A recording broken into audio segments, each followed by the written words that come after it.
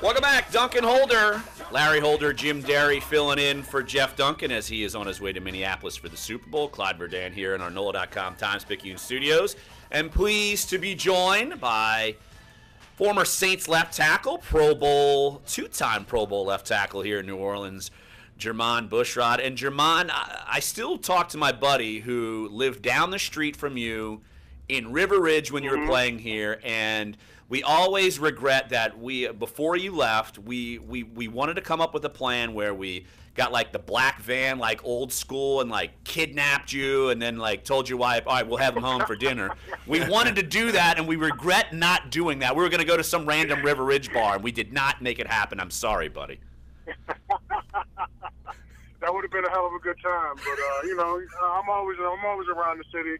We can link up one of these times. There you go. Well, good to hear from you. And look, I figured it was Super Bowl week. Saints didn't get there, so like tomorrow I'm going to have on Carl Nix. Friday I'm going to have on John Stinchcomb and Jabari Greer. And just wanted to kind of reflect on just the Super Bowl week. How did you guys handle Super Bowl week? I know Sean Payton is basically, I remember for Media Day, kind of held you guys back and basically trying to make sure everyone got in line and that sort of thing. Just how are you guys able to handle that week with, you know, you're on the biggest stage in sports?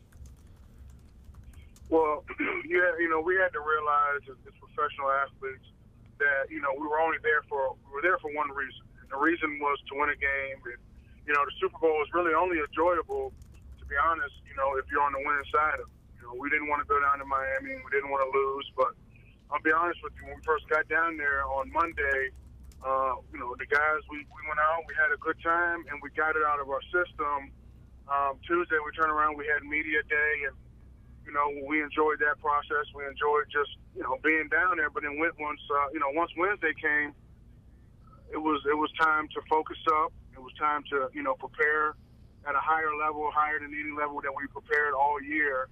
You know, because we had to go and we had to win a game. It was, you know, against a very good opponent, you know, one of the best opponents, but we had to be firing on all cylinders. So, you know, we had the plan, we knew the plan, and we had to execute.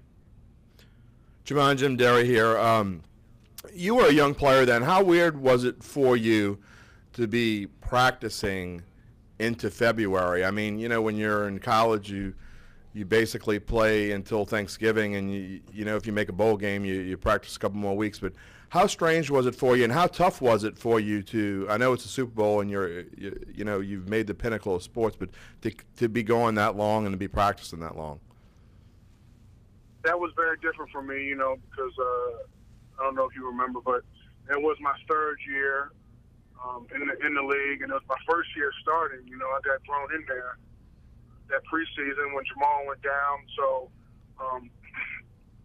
you know, I was practicing, you know, every single day for the first couple years for 16 weeks. But when you really get out there and you play those games and you figure out, okay, this is a little bit different. This is a much tougher grind.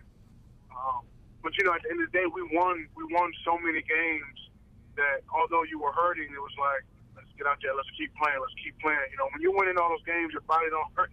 Your body doesn't hurt as much as it does, you know, if you were on the losing side of it. I'll be honest about, you know, since I left there, or since that year, you know, I've been on, you know, a couple teams up and down, you know, some playoff teams here and there. But, you know, from what I remember from that journey, you know, it was tough. And, you know, Sean commanded a lot out of us, and we did everything we had to do. But as far as that grind, I was young, and my body could take it. And now it would be a little bit tougher on the body, but I have a better understanding of what it takes for me to be ready come Sunday, you know, whether it's massage or physical therapy, stretching, nutrition, and all that good stuff. So, you know, I would love to go back to, you know, feeling as young as I was back then, but, you know, I enjoy the process now. Former Saints Pro Bowl left tackle Jemon Bushrod joining us right here on Dunc Holder. Jermon, you get through the week and you get to the game, and everyone basically plays the game of their lives, and you win the Super Bowl. Just the euphoria of winning that. Reflecting back, I'm sure in the moment you were just kind of in a daze. Wow, okay, and then you come back and it's literally Mardi Gras, and you're on Mardi Gras floats, and it's an incredible parade. But just reflecting back on that, being so far removed, just what are the memories of the confetti falling down and you guys winning the Super Bowl?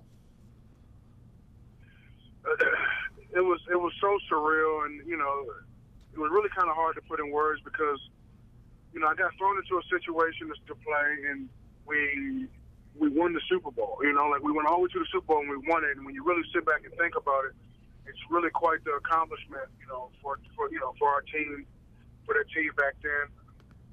But my favorite memory out of it was just, I had like 30, 35 people that majority of the people drove down, but a lot of people flew, and we won the game. And I can just remember just hanging out on the field with my parents after the game, with the confetti, and I was actually running around, man. I was running around the field with my hometown's flag, like waving around because, I don't know how it got down there. It got transported, from King George, Virginia down to Miami.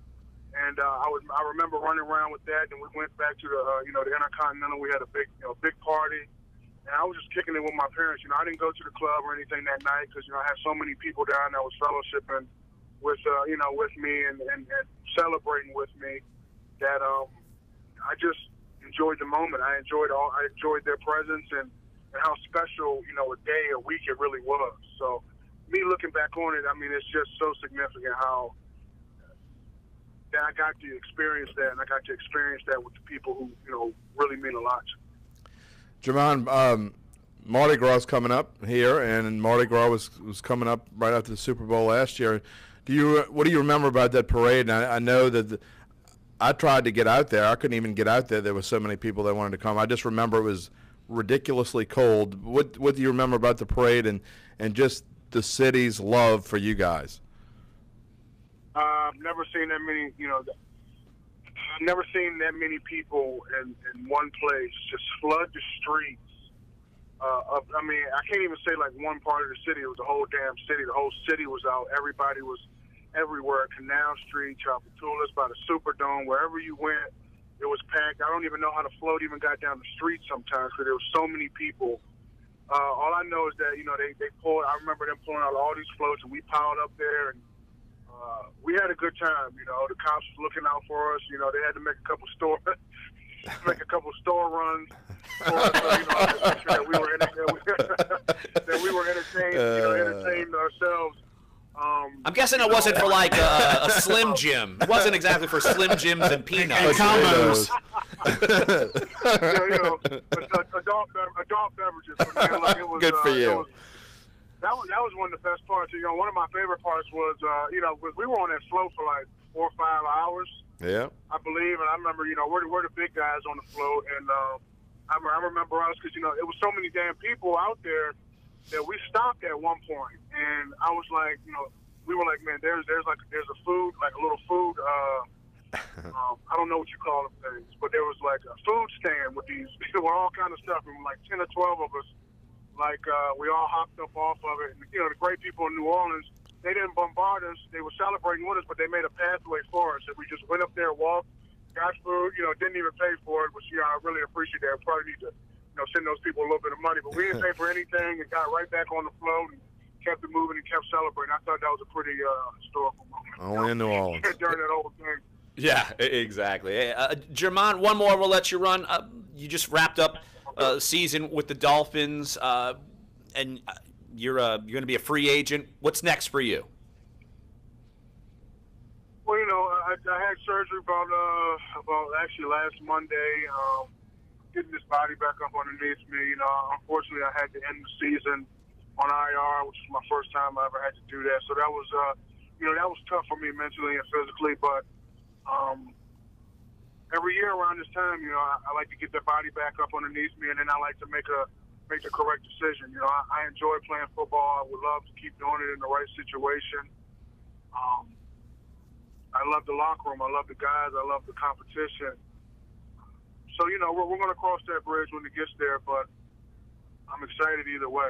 I'm excited either way we go. Jemon Bushrod, two-time Pro Bowler, left tackle for the Saints, of course, Super Bowl champion. I'm sure that will never get old. And Jermon, hey, I really appreciate you reaching back out and hopping on the show. And I'm telling you, if an old school van pops out and we're wearing like pantyhose on our head. Run, Jermon, run. Just understand Get away. It would be just for good times, and then we would return you home safely. Hey, well, I might see you around the city, man. I'm always there. You know, my wife's from New Orleans, so you know how those New Orleans women are. You can't stay away too long. No, yeah, exactly. You've got to come back. Hey, Jermon, great talk, great insight, and good luck with everything, getting on a team next year and continuing that career. Thanks, Jermon. All right, man. Thanks for having me on, guys. You got it. All right, that's Jermon Bushrod, one of my favorites. And, yeah, when he got into that role, Jamal Brown got hurt, and all of a sudden it's like, all right, Jermon, you're the left tackle. Let's go. Exactly. You know, one thing about and he excelled right away. One thing about us, this guy will always be cherished in this city, and so will about 45 other guys that, you know, starters are major contributors, and you know, that the legend of that season it's never going to die. I mean, I'm sure you remember what it felt like. I mean, I can't imagine what it felt like to be a player, just to be in the business, and be around the city, and those 2 weeks from pigs flying in the dome and Hartley's kick from that moment into Tracy Porter's interception and the days and weeks that led after it. You know, for me it was interesting because two of the few most important people in my life. The NFC Championship game was played on January. I'll never forget the days because January 24th, 2010. My mother passed away in 2006. That was her birthday, and my grandmother's birthday was on February 7th. So those are 2 days that, you know, for me, a lifelong New Orleanian, and I just felt like, you know, I've written about fate before, but there was no doubt in my mind that fate was on our side, just from my little personal angle of the world because of those 2 days. And I'll remember the dates. People ever ask me, I'm going to know them forever. And, you know, Larry, from those were probably 3 of the most special weeks that you cherish, you keep inside. And those guys will be remembered and revered around here for a long, long time. Oh, yeah. I'm ready for you get to, like, the 10-year anniversary. Yeah. I'm sure the Saints are going to do something huge. And it's crazy. It is only wild. 2 years away. Exactly. But look, Jermon Bushrod's still playing. I mean, he's etched out a long career, and that's it started really. He started building it in 2009. Yeah. I mean, See, we could make it happy, joy.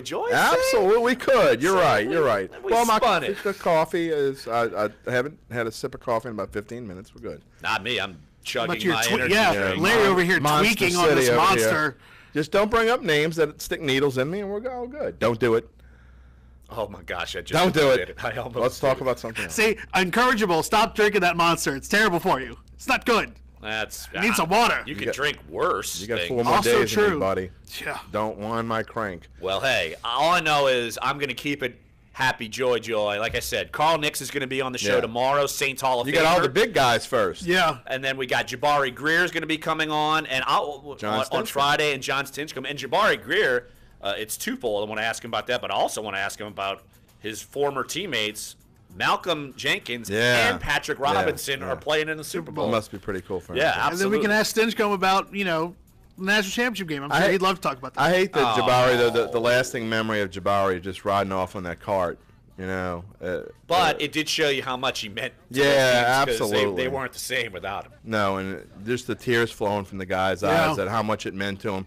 That kind of thing sticks with you remember it. Absolutely you do. No doubt about it. So, all right, one more segment here on today's show, so come on back. Sports 1280, NOLA.com, and the iHeartRadio app. Dunc Holder.